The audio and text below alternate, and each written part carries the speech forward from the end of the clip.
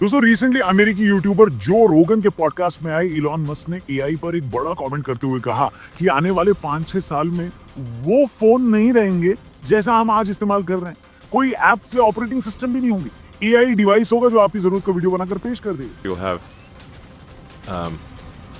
AI on the server side communicating to an AI on your device, formerly known as a phone, and generating real-time video of anything that you could possibly want. आमतौर पर लोगों को ये लग रहा था कि AI के आने से सिर्फ राइटर्स और कॉपी राइटर्स को ही खतरा होगा, लिटरेचर में दिलचस्पी रखने वालों को ही खतरा होगा, लेकिन अब ये थ्रेट वीडियो बनाने वाले और बाकी फील्ड में एक्टिव लोगों के लिए भी बढ़ गया है। सवाल ये है कि क्या एआई को इंडियन पब्लिक अभी अडॉप्ट कर पाई है, और अगर हम एआई के अकॉर्डिंग नहीं बदले तो क्या सच में एआई हमारी जॉब्स खा जाएगा?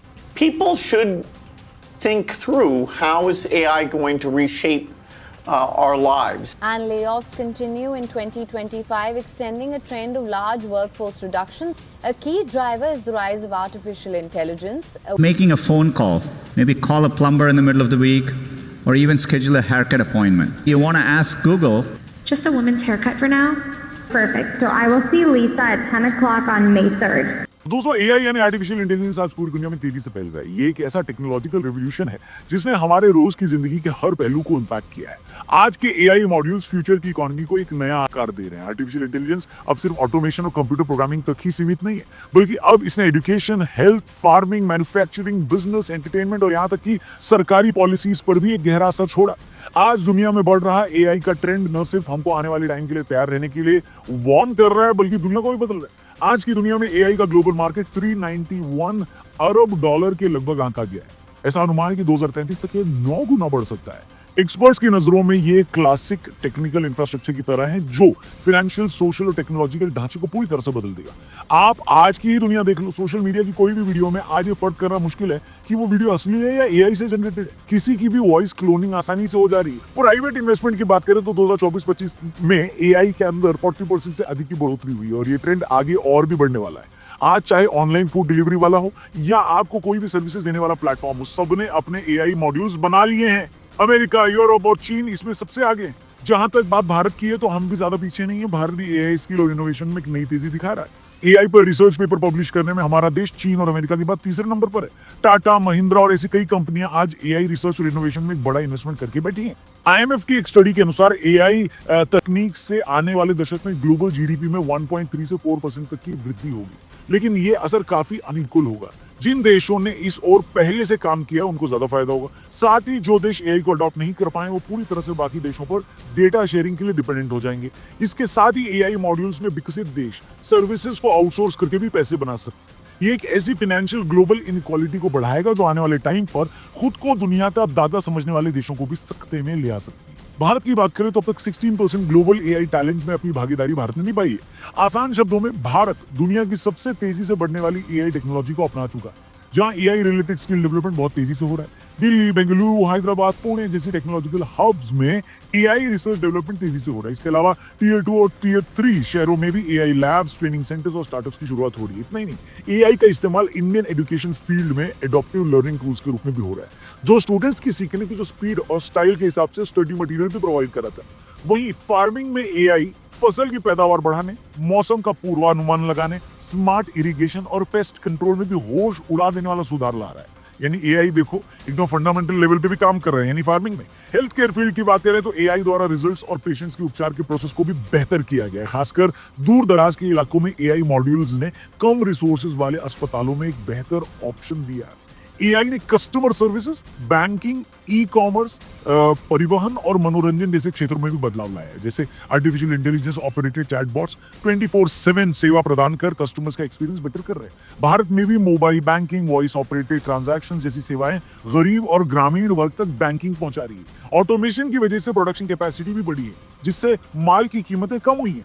स्मार्टफोन में AI powered camera, personal assistant और सर्च इंजन की सहायता से लोग अपना काम तेजी से कर पा रहे हैं। अब एआई की यही जरूरत हमें डराती भी है। इलॉन मस्क ने रिसेंटली चेतावनी दी कि एआई टेक्नोलॉजी इतनी सक्षम हो जाएगी कि ये सभी ट्रेडिशनल जॉब्स छीन सकती है।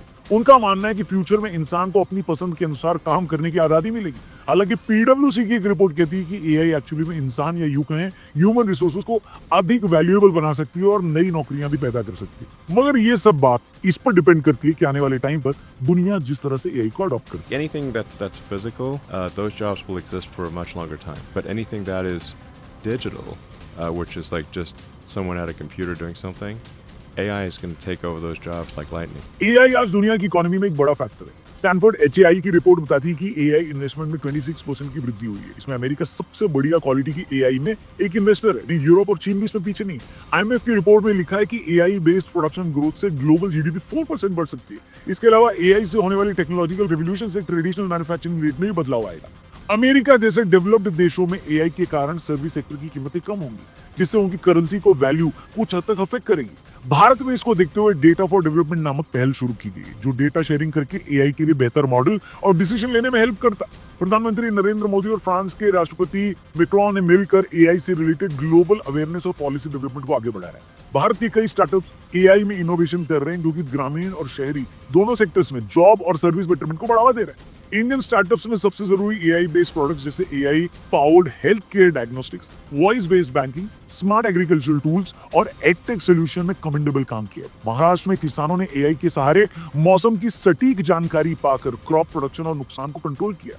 बिहार के सरकारी अस्पतालों में एआई आधारित रेडियोलॉजी उपकरण से बीमारियां ठीक करने का प्रोसेस और तेज और सटीक हुआ। ये सभी एग्जांपल्स ये बताते हैं कि एआई केवल टेक्नोलॉजी और इनोवेशन तक ही सीमित नहीं है, बल्कि इसके सोशल और फाइनेंशियल इंपैक्ट भी गहरे हैं। लेकिन एआई का बढ़ता हुआ इस्तेमाल काफी खतरनाक भी है। ये आपकी प्राइवेसी, डेटा सिक्योरिटी और मॉरल इवैल्यूएशन के लिए बहुत ध्यान देने वाली बात है। सरकारों को यह सुनिश्चित करना होगा कि एआई का विकास ह्यूमन राइट्स के साथ फिट बैठे। ओपन एआई और क्लोज्ड एआई मॉडल के बीच बैलेंस बनाना भी ग्लोबल चैलेंज में से एक है, क्योंकि इससे इनोवेशन और कंट्रोल दोनों अफेक्ट होते हैं। भारत में इसको लेकर एक व्यापक नीति निर्माण और अंतर्राष्ट्रीय सपोर्ट की आवश्यकता होगी।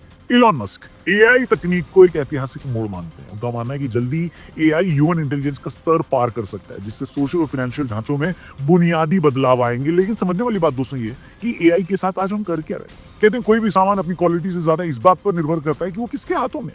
जो नारियल एक मंदिर में चढ़ाया जाता हो, वो बंदर के हाथ में दे दो तो सबका शरीर फोड़ देगा ना। यही बात एआई पर भी लागू होती है। आज के एआई इनोवेशन से जहां कंपनियां एक से एक चीजें बना रही हैं, वहीं इसने क्रिमिनल माइंडसेट वाले लोगों को भी एक नई अपॉर्चुनिटी दी है।